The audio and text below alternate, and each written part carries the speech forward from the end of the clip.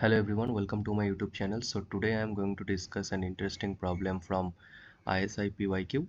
So the question is saying that let fn be a sequence of real valued continuous functions, and let fn be a sequence of real valued continuous functions such that fn of x plus 1 by n equal to fn x for all x belongs to R and for all n belongs to natural number, and given that fn converges to f uniformly, then we need to show that f is constant.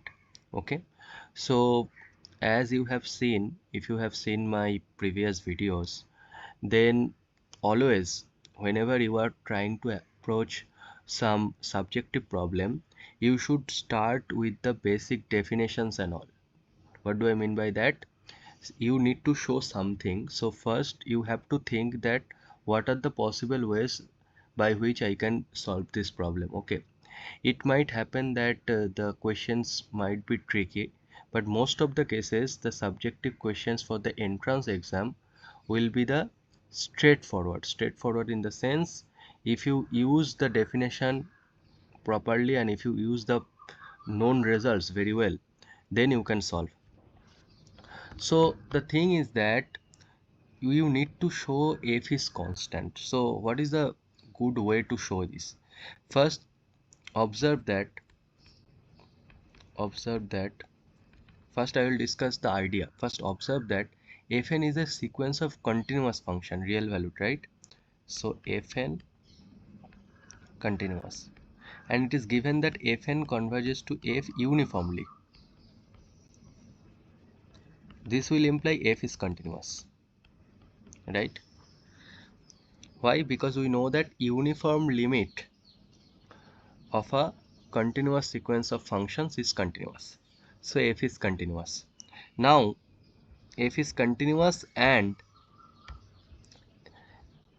you need to show that f is so f is continuous, and you need to show that so f is continuous. So this will imply it is enough to show f is constant on rationals,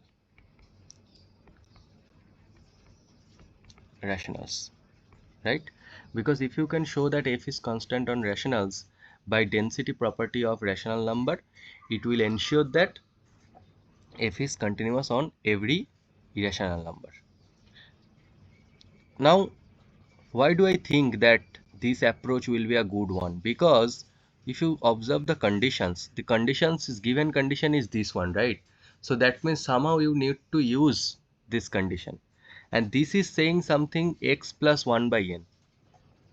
So if you add 1 by n more, then you will get x plus 2 by n, and in this way you will get x plus m by n. So something you can see is types of rational number, right? So if you somehow use this condition to show that f is constant on rational number, then you are done. This is the first case, and this is how you should approach a problem. Okay, now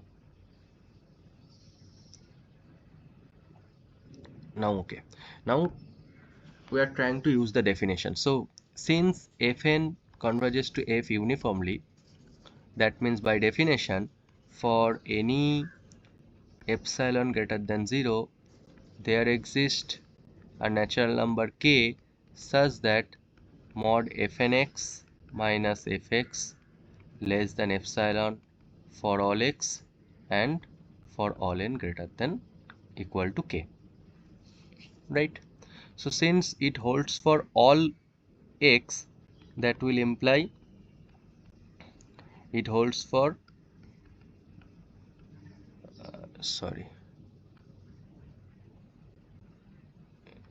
it holds for 0, right?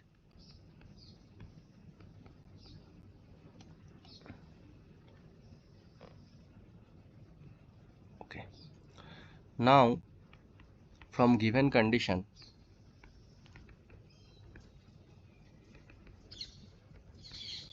fn 0 equal to fn of 1 by n, which is same as fn of 2 by n, which is same as fn of m by n.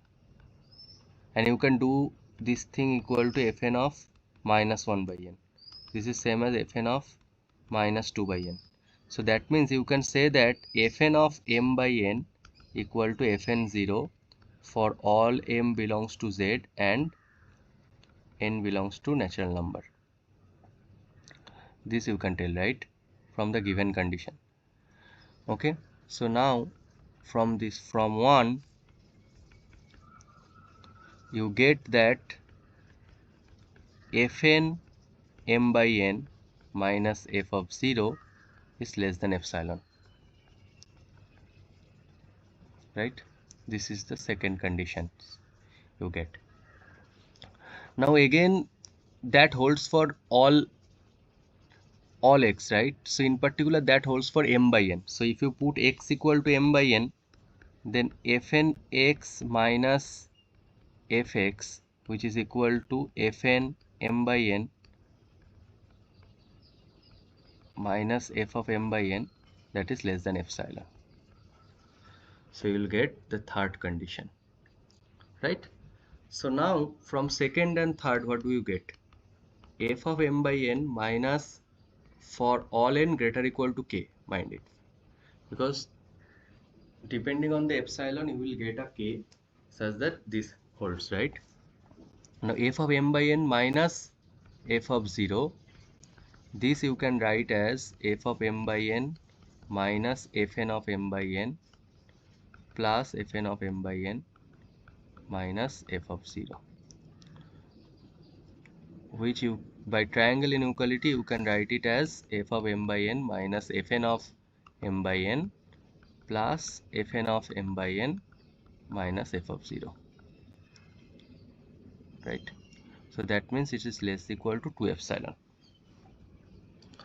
So hence we get what we get that for every epsilon greater than 0, there exists a k, say depending on epsilon, belongs to natural number such that mod f of n by n minus f of 0 is less than twice epsilon for all n greater or equal to k, right? Now can we replace that for all n greater or equal to k by for all n? Yes, we can do, right? Because if it holds for all n greater or equal to k, so suppose you have 2 by 3, okay, m by n equal to 2 by 3, and you know that some result holds for n greater or equal to 7, then multiply by 3 by some element, say 3, so you get m by n equal to 6 by 9. Now 9 is greater or equal to 7, that means this holds for m by n. So you can multiply n by some t such that t dot n greater or equals to k, right? You can do that. So if you can do that, that means f of m by n, this is same as f of tm by tn, and it holds for all m, right? So m can be anything, so that's why you can multiply t both upper and lower, right? So in that case we can do it. So tn greater or equal to k, that means for this holds, right? So this will imply mod f of m by n minus f of 0 is less than twice epsilon for all n belongs to natural number. Now for every epsilon we get this, right? For every epsilon we get this. This will imply f of m by n equal to f of 0. Right? That means f is constant on rational number.